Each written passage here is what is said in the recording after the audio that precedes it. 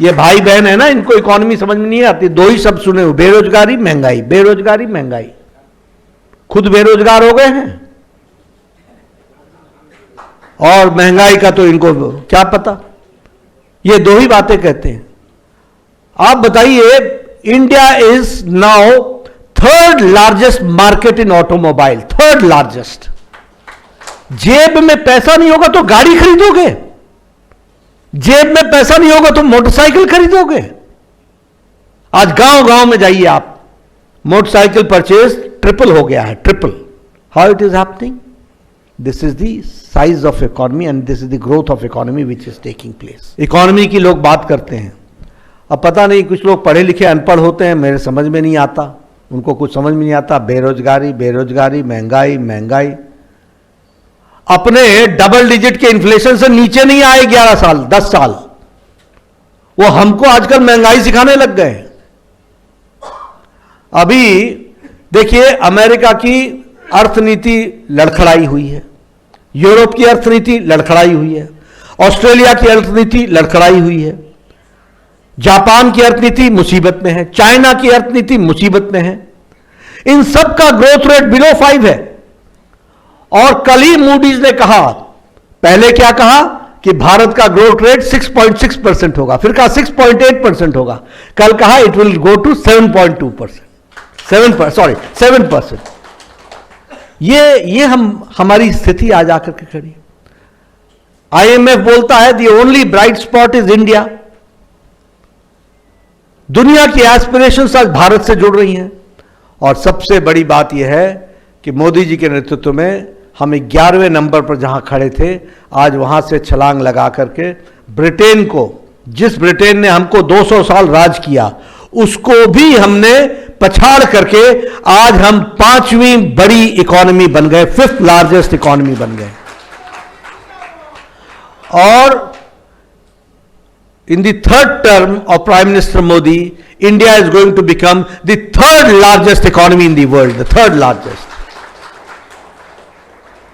मैं कई बार बोलता हूं, अभी फिर से बोलूंगा उसी बात को। आप सबके हाथ में मोबाइल है, सबके मोबाइल पर पहला लिखा होता था made in China, made in Indonesia, made in Japan, made in Thailand, ऐसे नामों के अपने पास मोबाइल होते थे। आज आप उठा करके देखिए, अगर एप्पल भी होगा तो उस पर भी लिखा है made in India. 97% of mobile manufacturing is done in India, 97। और 10 साल पहले 92% mobile were being exported, were being imported. यह स्थिति थी। स्टील में we are from number 4, we are now number 2। हमारे गणेश जी भी टॉय के नाम पर चाइना से बन करके आते थे, जिसको हम पूछते थे। आज थर्ड लार्जेस्ट एक्सपोर्टर टॉय का भारत हो गया।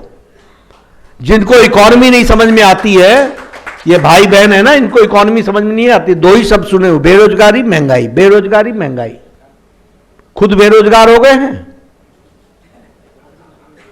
और महंगाई का तो इनको क्या पता। ये दो ही बातें कहते हैं।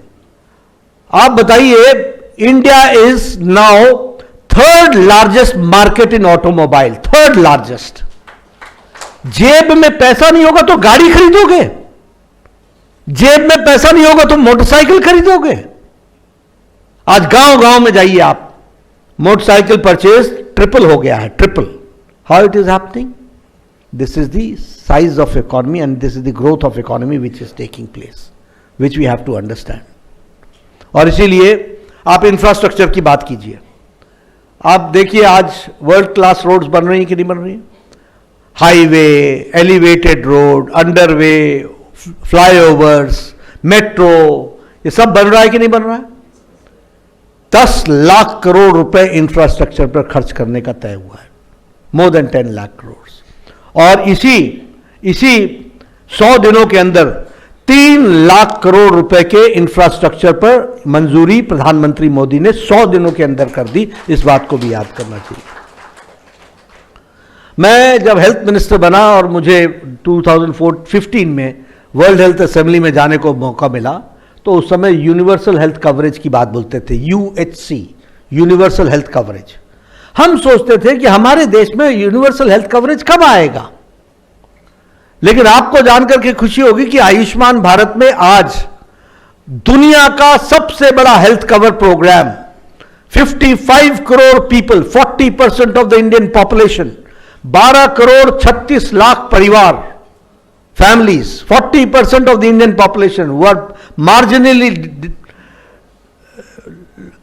marginal section of the society, उनको प्रधानमंत्री मोदी जी 5 लाख रुपए का हेल्थ कवर दे रहे हैं, 5 लाख रुपए का हेल्थ कवर दे रहे हैं एवरी ईयर पर फैमिली। और अभी 100 दिन के अंदर मंजूरी कर दी।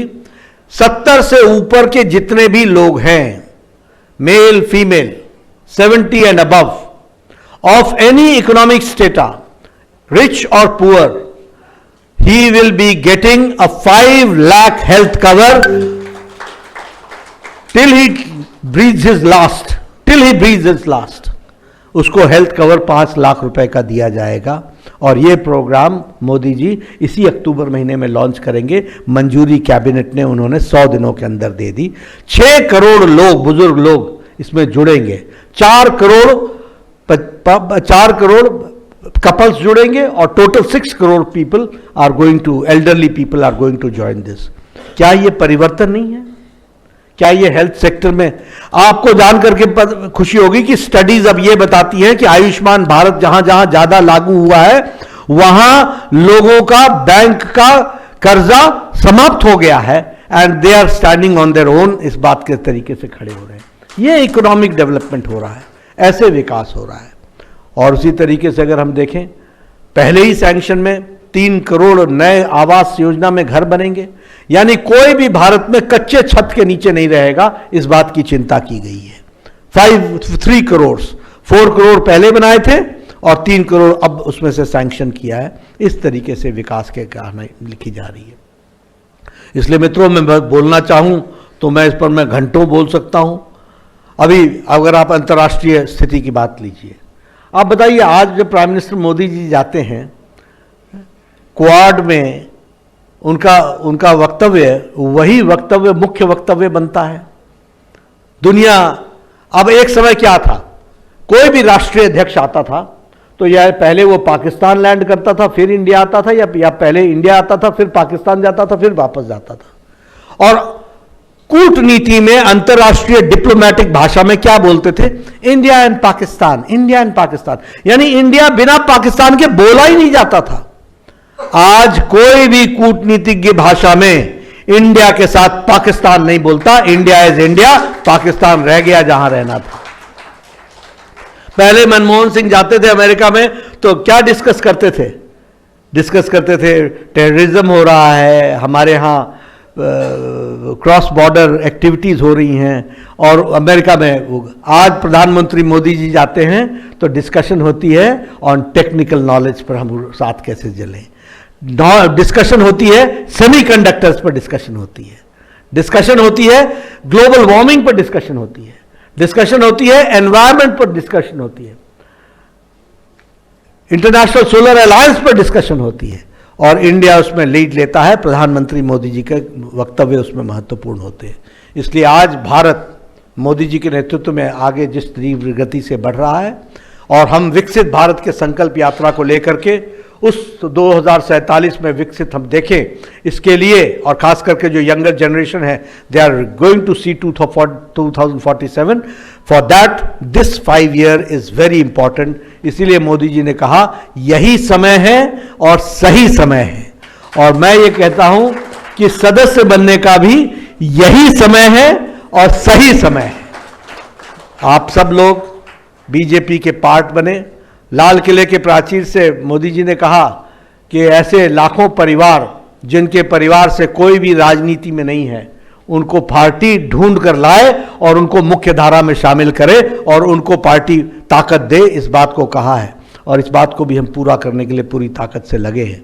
इसलिए आप सब से मेरा निवेदन है, आपने मेरी बात सुनी, आपका बहुत बहुत धन्यवाद। लेकिन आप सब लोग सदस्य बने, और सदस्य बनने के बाद आप रेफरल नंबर से दूसरों को भी सदस्य बनाएं और भारतीय जनता पार्टी को एक आप मजबूती प्रदान करें। एक बात अंत में और बोल देना चाहता हूं। आजकल एक कार्यक्रम चला है नो बीजेपी। नो बीजेपी मतलब KNOW, NO नहीं, KNOW, भारतीय जनता पार्टी को जानो। और आपको जान करके खुशी होगी कि लगभग 70 देश के राजदूत हमारे बीजेपी के हेडक्वार्टर्स में आकर उन्होंने भारतीय जनता पार्टी को समझने की कोशिश की है। आज दुनिया बीजेपी को जानने के लिए आ रहा है। लगभग 30 के आसपास राजदूतों ने भारत के चुनाव को देखने के लिए कि भारत का चुनाव कैसा होता है, बीजेपी का ऑफिस कैसा होता है, वॉर रूम कैसा होता है, बैकअप ऑफिस कैसा होता है, सोशल मीडिया कैसा होता है, इसको स्टडी करने के लिए बड़े बड़े देश के राजदूत आज डेमोक्रेसी को जानने के लिए बीजेपी के दफ्तर आ रहे हैं और उसको समझने का प्रयास कर रहे हैं। इसलिए भारतीय जनता पार्टी अंतर्राष्ट्रीय दृष्टि से भी, हमारे कई प्रधानमंत्री भारतीय जनता पार्टी के कार्यालय में आए हैं और आज हमें खुशी है कि कोई भी अंतर्राष्ट्रीय जो गेस्ट आते हैं वो सभी guest they wish to meet also the president of Bharatiya Janata party और वो उसको समझने का प्रयास करते हैं। ये बीजेपी का आज स्थान बना है। इसलिए मेरा आप सबसे निवेदन है कि आप सब लोग भारतीय जनता पार्टी को नहीं सिर्फ ज्वाइन करें, सदस्य भी बनाएं और एक्टिवली पार्टिसिपेट भी करें। ये आप सबसे मेरा निवेदन है। आपने मेरी बात सुनी, बहुत बहुत धन्यवाद।